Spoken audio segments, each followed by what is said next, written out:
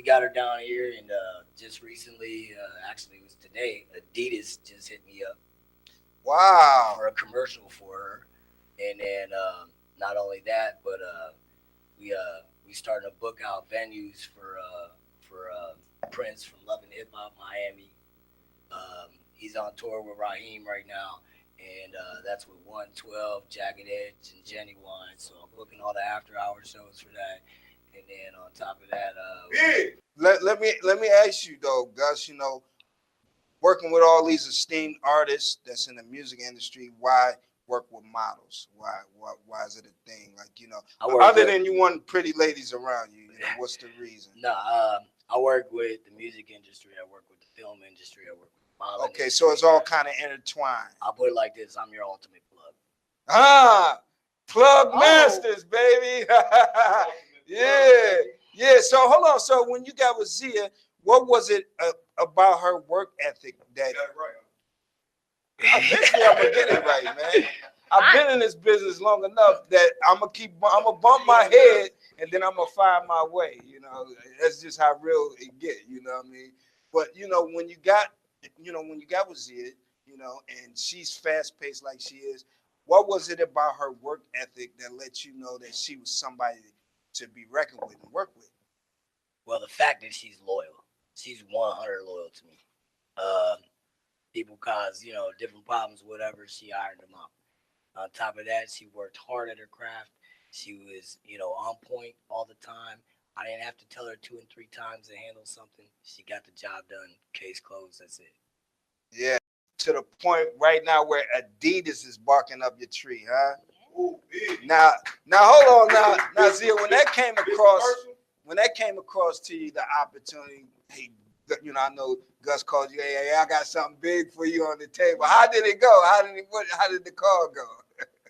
He called me and he texted me. He said, "You're about to be so excited," and I'm like, "What's up?" He always has something up his sleeve. He's always all day long working on something. So you seen when you seen the text message, you already know something up. Yeah, I was like, "What's up now?" And he was like, "You gotta call me." So I called and he's like, Adidas, I just sent to your email. Adidas hit me up about you being in their commercial. Yeah. I was like, "Oh, word." And he was like, "Yeah, if you don't believe me, go look at your email." Because, sometimes you have that, like, okay, whatever attitude. And then I looked and I'm like, okay. So obviously you got a body of work that they was able to check out, and catch you at. What type of body of work is that? You got portfolio of your photos. Yeah, my work is all over the internet right now. So I travel state to state and do really big showcases for all local talent, artists, models, promoters, just everything. And my online portfolio is doing really big numbers because of how many states I was able to hit in such a short amount of time.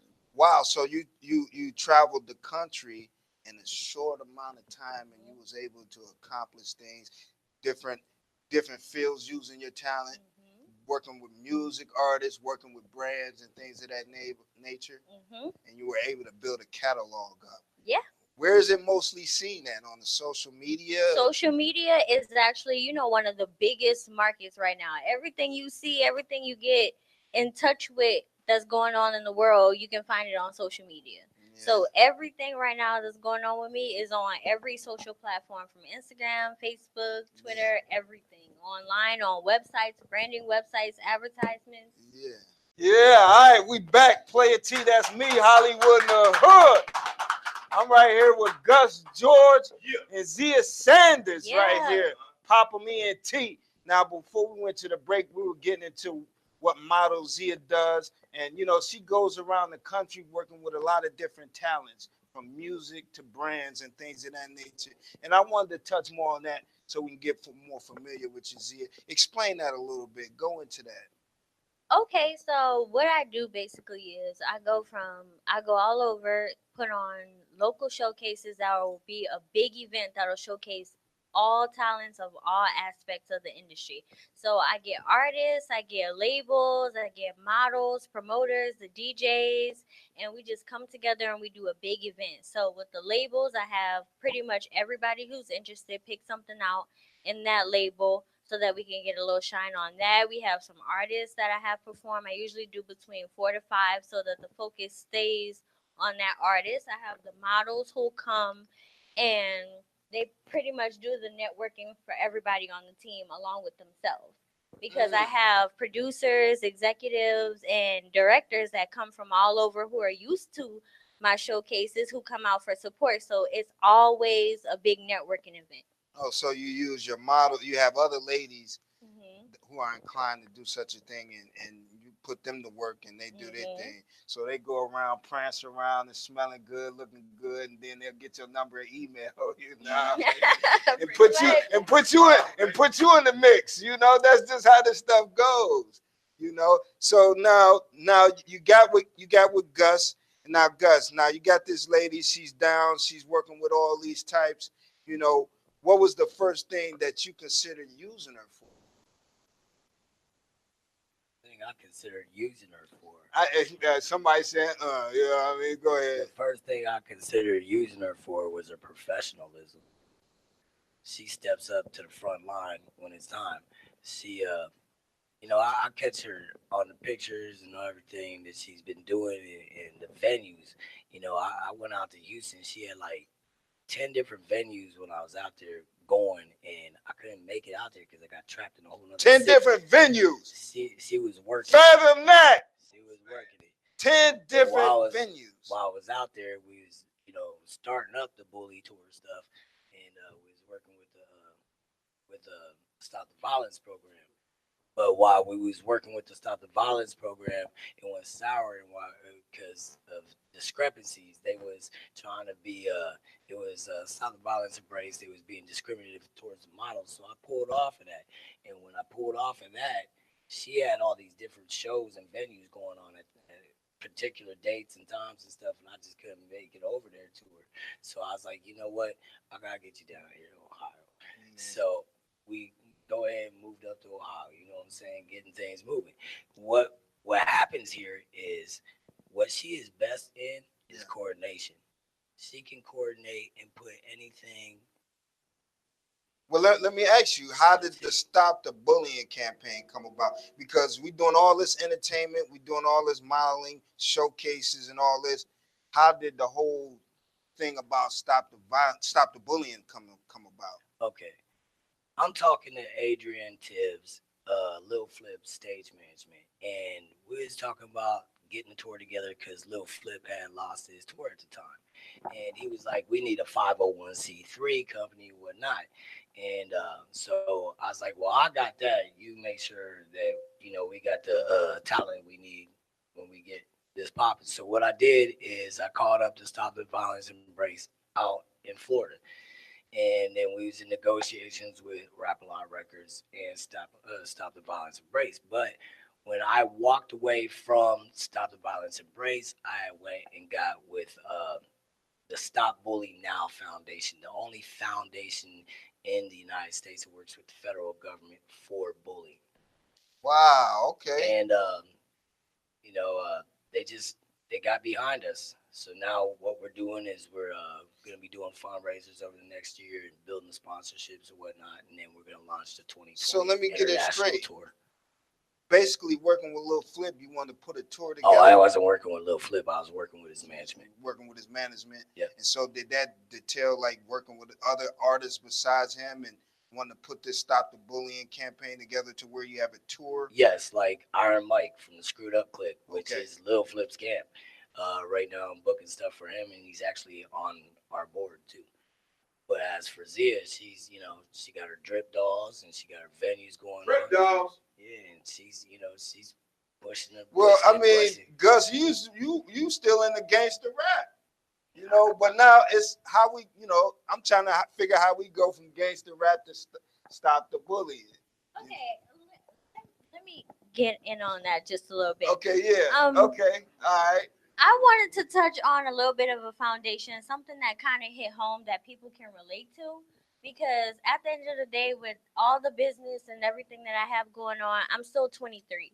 So I wanted something. Right.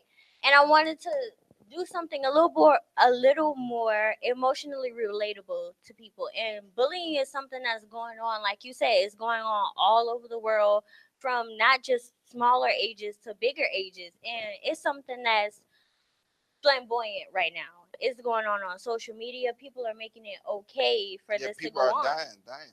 Right, people are dying, and I wanted to be a part of it because a lot of people are unaware of what's really going on behind it. They, like I said, on social media, they make. So you thought your talents can bring awareness to people? Right. People are not paying effective attention to what's really going on. Like, they're looking at everything like it's a joke, but I wanted to shine a little bit more light on how serious the situation actually is. That's where it all starts, at home.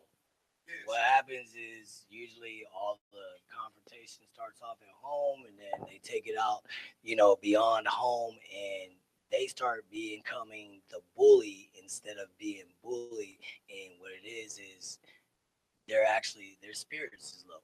You know what I'm saying? They're losing confidence in themselves. And being that they're losing confidence in themselves and they see this going on at home, they think that that's the train of thought that they got to take every day. So when they go out there and they're pushing and pushing people around, and somebody pushes back, that's when we have the danger. Cause I kind of know what'll happen after. I ain't gonna keep getting bullied, but we want to remain positive. Well, the one right, at some point, I'm finna smack you. Yeah, right. The one thing, but we're not encouraging violence. Right. You can always go to the Stop Bullying Now Foundation. Okay. And talk to Lowell Divine. Okay. And he will help intervene. Okay. And he will step in. K through what was it? 1 through 12. He works with kids all the time, and even adults. I mean, kids ain't the only people who get bullied. Yeah. Is that a reason that you started boxing? My dad was a boxer, and he trained pro fighters and was a pro judge. And my mentor, my boxing coach since I was 7 years old, he's sitting right over here, Lorenzo Scott. So that's how I got in there. And then hats off to Mr. Scott. He's kept kids off the streets. So do you got any parting advice for anybody that's like he's saying, that's getting bullied? Like, we can go to the website like he's saying, but anything that you can relate personally, like that you've been through, to kind of shed light on. Right. That's what I was kind of getting into. I've been on both ends of the stick, being bullied and doing some of the bullying. And like I said, you were a bully. Wow. Let me tell you. Cook it right now. I said I bullied the bullies. Okay, you bullied the bullies. So that's what I'm saying. I was on both ends of the stick. Okay. I was at one point getting bullied until I found the confidence, like, hey, what's going on is not me. I'm not this weak person that's being taken advantage of. So I was always smaller than everybody in school, but at some point I became the big sister, because it's like, oh, don't pick on her, pick on me, pick on somebody that's gonna fight back, you know? Yeah. So, a lot of times people don't know how strong they are, and they need that voice to step in for them and show them that you don't have to take that. All it takes is just talking. Most of the time, bullies are actually low self-esteem and low confidence themselves, which is why they pick on somebody to make themselves feel better. So all you have to do is speak up. Now, do you? I know you don't have much time, but do you have anything planned in the way of stopping the bullying? Like any more events? Like anything you're putting together in the name of that? Yes. Speaking of my DrippDolls, I actually plan on bringing them down here for a big benefit campaign that I'm gonna put together that I could actually use some help for. So if anybody wants to help me out, y'all can contact me. Okay. But I'm gonna bring them out here from Houston, and we're gonna put on a big benefits foundation campaign so that we can contribute some money going back and have some people come in and get some advice, share some stories, and know that they aren't alone.